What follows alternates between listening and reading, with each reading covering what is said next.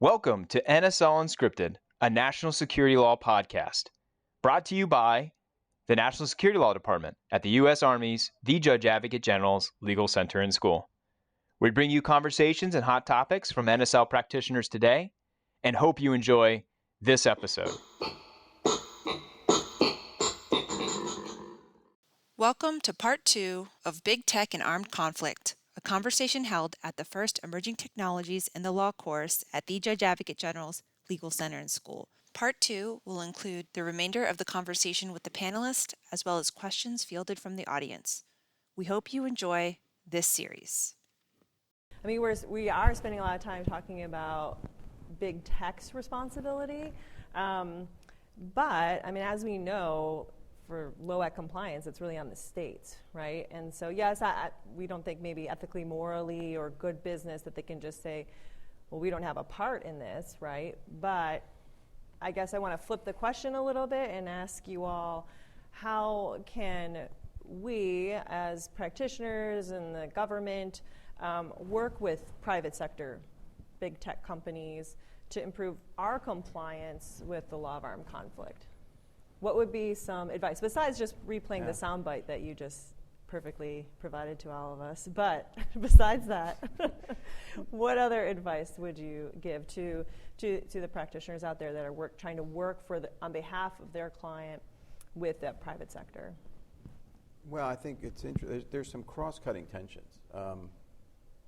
Jonathan mentioned what's the impact of these companies calling me in the middle of what's the impact of these companies putting broader civilian infrastructure at risk and so on, and the call for public-private partnership in cyber to reduce the security risks that we have. There's arguments that say under Article 58, the passive precautions, et cetera, precautions against the effects of attacks, that public-private partnership to build resiliency of your cyber infrastructure overall is actually consistent with the law of armed conflict. But at the same time, the more you're doing that and the more the private sector is picking up a piece of that sort of civil defense, the natural risk and consequence of that is that the adversary may look at that and say, well, now I need to take them out, right? Because they're standing between me and my overall objectives. So there's some cross-cutting tensions. And there's also questions. A lot of it we've been focusing on, say, like the micro-level risks of direct participation in hostilities, status of your infrastructure, and so on. There's a macro-level risk question, and that is under laws of state responsibility, under the practical aspect of how the other side's going to look at what's going on.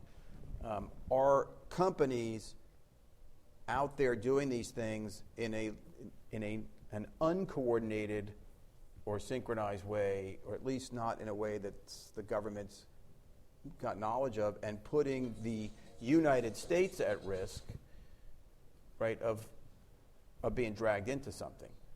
So, there's questions of law of neutrality, there's questions of broader international law and due diligence that all swirl in the background of this. So I think there has to be a pretty robust dialogue so that everybody's on the same sheet of music and understands where the risks are and who is actually buying the risk for whom. And I think that dialogue comment is, I think that on a lot of these new and frankly sometimes like really difficult questions, the most important thing is to start the dialogue. This is a good beginning.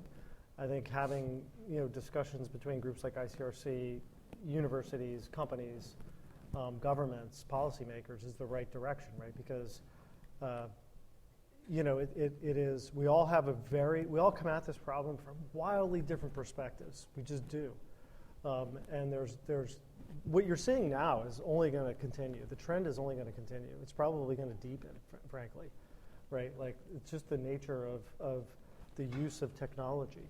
And it's the nature of conflict, right? That benign technology is both it's something that's beneficial, but it's also, it's either a threat or it can be turned into a weapon, right? And so, mundane things like your iPhone and an app that transmits targeting information, no one thought about that a couple of years ago. That would have been, no one was thinking about those kind of uses, but those are real things today. So I think having the discussion is really important. Helping companies see their role differently. I think what I would describe as like the real cyber people that I work with, a lot of whom came from the government, have a pretty good sense of this. Like they don't maybe talk about it the way we would hear, but their instincts are all there. I think the real target is the senior leadership of companies, where they just don't think about this, right? They get it, they could understand it, but it's not what they're thinking about every day, and there are significant implications of it. And I think the dialogue piece is what's missing and is important. Jonathan, did you have some comments on this? And then after this, we're going to wrap up with a break so we can get some of the questions from our audience. But did you have any last comments on that?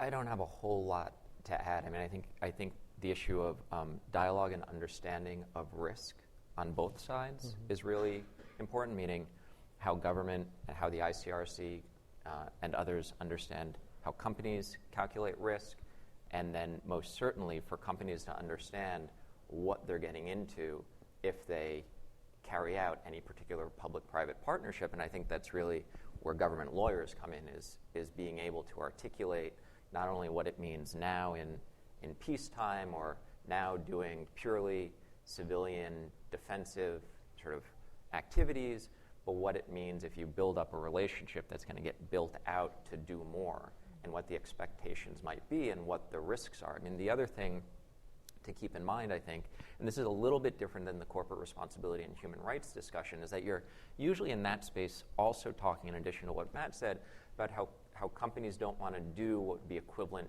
to violations of human rights.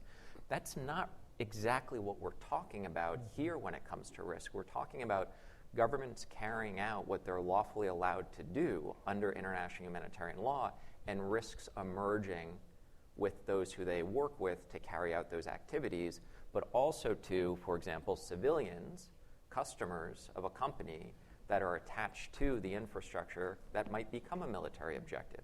So those are not necessarily risks in relation to we don't want to violate international humanitarian law. It is also a question of what are the risks if everyone complies with international humanitarian law, and the risks are nonetheless there for employees, property, civilian clients, et cetera. Yeah, right. Gary? Yeah, just quick on that point, and I'm talking to a room of judge advocates who I'm going to assume know this and it'll resonate. But again, not naming names, Chatham House, but there was somebody recently. I think you have to say it 3 times. Yes, then they appear. It's like Beetlejuice. That's right. Somebody was incensed when you talk about the app-based intel collection, right? Targeting information. Incensed that you could consider that to be direct participation in hostilities. You can't do that because everybody has a cell phone. Well, yeah, that may complicate the identification question.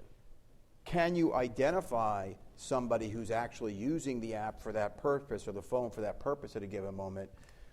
We've been wrestling with the challenges and difficulties of how do you identify someone in DPHing. That's a rules of engagement question. That's, you talk about advising clients. That's a very different angle to the question, but how do you manage that risk of being overexpansive or misidentifying targets, so to speak, because the nature of the environment is such that so many different people can be engaging? Yeah, you have to be really careful and manage that, but you don't change the rule to simply meet the difficulty. That type of activity is DPH. So it's just a question of when and where you can invoke that rule. Yeah, that's right. So thank you, gentlemen, for this first half of the panel and the podcast. And so with that, I'm going to break for about 5 minutes or so to give our audience a time for a comfort break. And if anyone had any questions for our panelists, my team will go around and collect those from you all. You can just pass them to the ends of the aisles, or the ends of your seats, and we'll collect them up, and then we'll go for another half hour or so when you come back, answering some questions. Thanks. Okay, welcome back. After our break, we got a ton of questions up here. I have about 15 note cards. So I'm not going to get to everyone's questions, but we have a few that seem like they covered multiple note cards. So we're going to start. We have one for Matt specifically. And this question is, so what is your company's perspective on DoD's supply chain risk management imperative? Specifically, is a national security risk apparent, and is industry supportive or resistant to addressing it? Could you please discuss? Thank you. Okay, how much time do we have? No, I think, so I meet frequently with the Defense Department's supply chain risk management leadership. So I'm really familiar with this topic, and what I would say is it's true is we welcome the U.S. government's efforts to regulate better cybersecurity. So that's the first thing. You'll see under the Executive Order 14028, there's a number of things that have come down. We've been very involved with the U.S. government, with CISA, with the Defense Department, and other agencies. NIST is the standard setter. We work very closely with them. I visited the White House to have this discussion, to sort of share our perspectives. So we are fully invested in what the U.S. government's trying to do to drive better security. And it comes, frankly, there's some things that are pushing our limits in there too, right? It's not like, oh, it's easy for us to do it, so we support it. That's not the case. There are mountains of work and piles of money to be spent to make sure we do everything that we need to do, but we think it's the right thing. For us, it's the right thing for security generally, and so we support it 100%. I think that the one thing that we are mindful of is it's really easy to have theater of cybersecurity. So this is common in legislation, right? You can see it on display at hearings all the time. So what we work hard to do is make sure that the actual state of technology is well understood by the people writing the rules. And you would be surprised. I met with the European Commission last week, and they're passing a giant comprehensive cybersecurity law as we speak. And we explained that, a router, which you all have in your home, and it just today in the back room here, they've got a bunch of equipment. That router it's a router, it's a switch. There's a firewall that you can stick in and pull out. It's got security stuff built into it. There may be a threat intelligence feed that comes into that thing. It's digital threat intelligence, right, that has automated blocking of threats. A router is not just a router. So when the government thinks of technology, they often think of it in a sort of monolithic way. And the technology pace is moving so fast that it's hard for the government to keep pace and make sure they regulate in the right way. And that's why I think the U.S. government is doing a good job of you've got umbrella executive orders, and then you've got very discrete buckets of work that need to be done. I actually think they're moving a little bit slow. And there's probably a need to speed it up, especially in light of the announcements that you all saw this week, which you could imagine are backed by years of analysis, right, to reach the conclusions that were discussed openly. So we absolutely support what the DoD is doing, what the government is doing. It is essential that we have good supply chains. The one thing I'll say is there's a tendency to look at China and things that are produced in China as a boogeyman. Okay, there are risks of producing things in China. It is a reality of the global supply chain that only some things can be obtained in China. Okay, so our company has taken proactive steps to distribute our supply chain, right, so that we can produce more things in more places. Most companies, we all sprinted to China, 20 years ago because it was cheap, it was easy, and it was efficient. And we're all having some version of redistributing our footprint.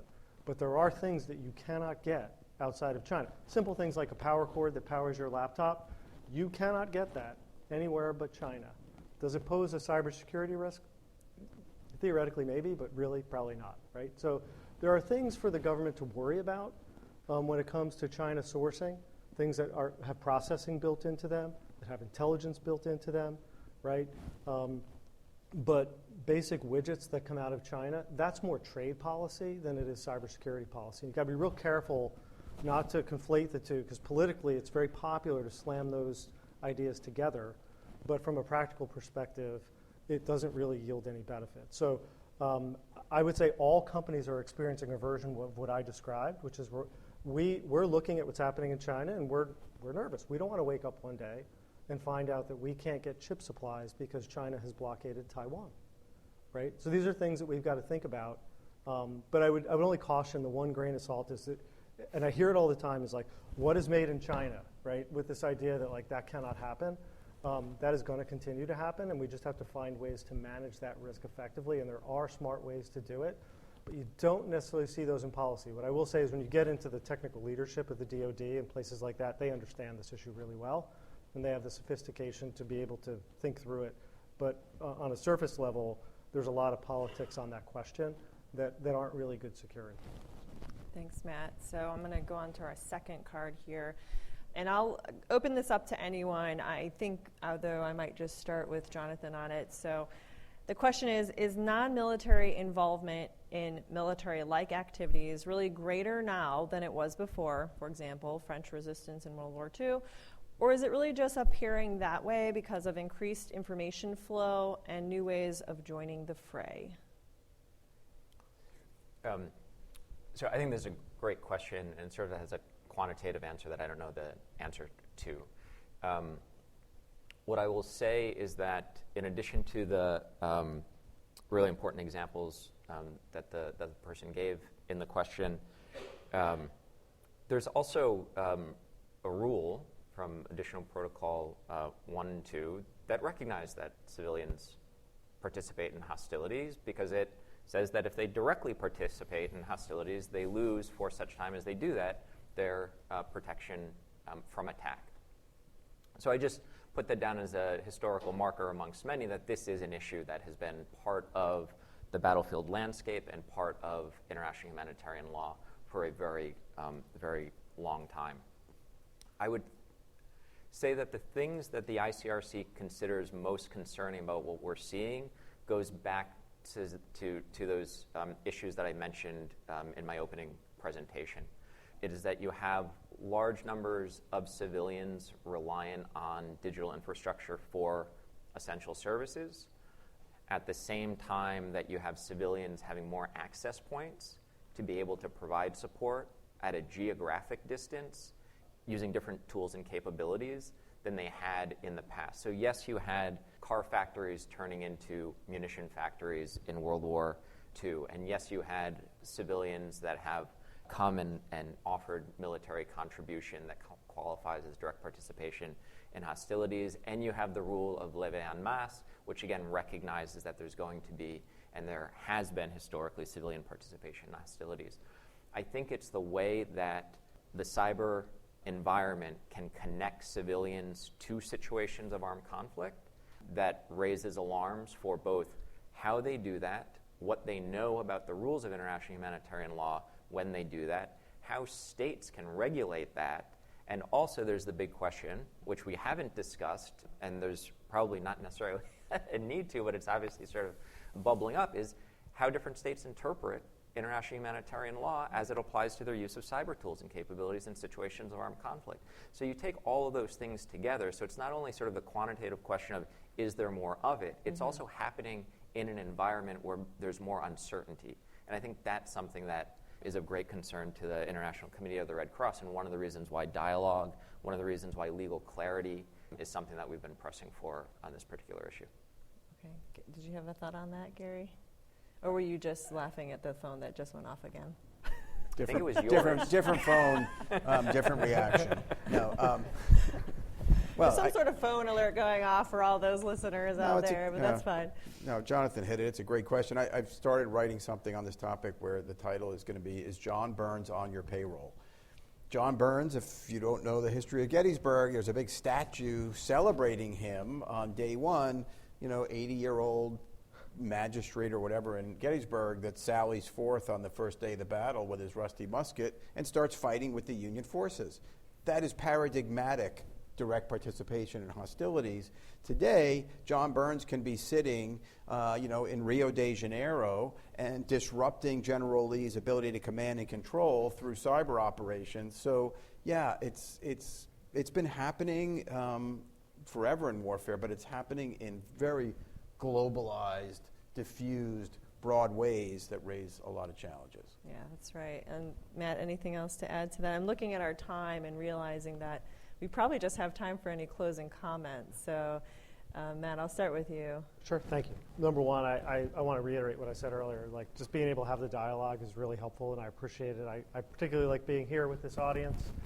And thank you very much for putting this together, and thank you for starting all of this, Gary. I think that, all companies need to learn how our technology is being used and how it's being consumed by people in conflict zones. And most companies like ours don't think of these topics we just think we're making great tech and like everybody should love it, right? But companies are going to have to start grappling with the implications of how people use their technology in new ways. And I don't think that is going to change. And what we need is dialogue. We need education. We need writing and thinking on this topic that helps us get into the right frame of mind. That said, I would say to you, most companies want to do the right thing. Really, they do. And we've got whole legal departments dedicated to trying to do the right thing. And so this is just a relatively new area, I think, for companies to think about. And it's not going to stop. The whole concept of digitization, which really went crazy and took off over 10 years ago, is going to continue to accelerate. And with AI and quantum computing, it's just going to explode. And we haven't even talked about those topic areas. So what you're going to see is more reliance on technology, more reliance on companies that build big data models, more reliance on companies that can provide quantum computing capabilities or defense against quantum computing capabilities. And the future is sort of deeper ties into these issues, not shallower ties. So let's keep having the dialogue, and this has been a really great session. Thank you. Thanks, Matt. Jonathan, over to you. Any last concluding thoughts? Yeah, no, again, huge thanks for pulling this together, and to the audience for being with us. I was just mentioning to Gary during the break that over the last 2 years, maybe a little longer, maybe a little bit less, this legal conversation, I think, has gotten more interesting, more sophisticated, more nuanced, and is really evolving into sort of the places that it should be evolving into. So there's a little more government, obviously, at the table, more of the private sector at the table. The ICRC remains deeply interested. The humanitarian sector, deeply affected by how warring parties operate in and through cyberspace. So that's one point that I just wanted to make, and this is sort of a contribution to that evolving effort. The other is that the issue of the relationship between international humanitarian law and cyberspace, as many of you know, but many don't, is not just an abstract or theoretical conversation. It's becoming more and more operational every day. And when you bring in the actors that are part of that operational reality, you have a better outcome in terms of who's involved and what they understand and the different relationships that need to be built and strengthened. And then the final point, which is perhaps the most obvious one, but it also probably makes it the most important one that Madden mentions, that this is an issue that's just going to increase. The conversations, therefore, need to increase. The attention given to it need to increase. It's going to become more relevant, not less, by our estimation. And from the ICRC's perspective, as one that's deeply devoted to international humanitarian law and the protection of victims of armed conflict, the implications it has on a battlefield for civilians, for others protected during times of war, means that we're going to continue to want to have these conversations over and over again. So thanks for the opportunity. It was wonderful to be on the panel. Thanks for being here, Jonathan. And Gary, over to you. Any concluding thoughts? Yeah, thanks for the invitation. Thanks to General Shanahan for being my promoter. No, free propaganda. Free propaganda. I think the DPH question is certainly not irrelevant, although I think perhaps maybe the risk is a bit overstated in some sense. Like, again, if you're right in that combat zone, it's a different flavor. I kind of don't think that, as nasty as Putin is, he's going to dedicate time, resources to go find someone in Redmond, Washington. Doesn't mean you shouldn't engage with it, but I think the broader interesting question is at a national policy level. You know, we used to have neutrality laws. We don't now. And international law does not obligate states to prevent a lot of this from happening. In fact, the law of neutrality actually would allow a good deal of this type of support across borders and other things from the private sector. What are the implications of that, though? That's going to grow and change over time, and that's more of a, it's a national policy level question that has to be thought about a lot more as you're having public-private partnership, as you're seeing this activity tick up, and the risks to dragging a country into a conflict potentially where it doesn't want to be. Maybe not just a national policy conversation, but another podcast episode. All right. Well, with that, thank you to Matt, Jonathan, Gary for joining me here in Decker Auditorium today to close out our Emerging Technologies course. It's been a pleasure. Thank you for your thoughts and your time. And with that, studio audience, could you please provide our panelists with a fantastic round of applause for their comments today.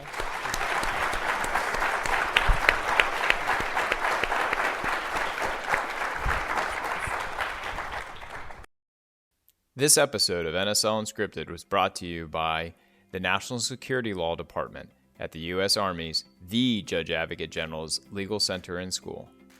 The views presented are those of the speakers and do not necessarily represent the views of the Department of Defense or its components, the Department of the Army, or the Judge Advocate General's Legal Center and School. Our department also produces the Operational Law Handbook, accessible online. We hope you have enjoyed this episode and look forward to future episodes for NSL practitioners. Thank you.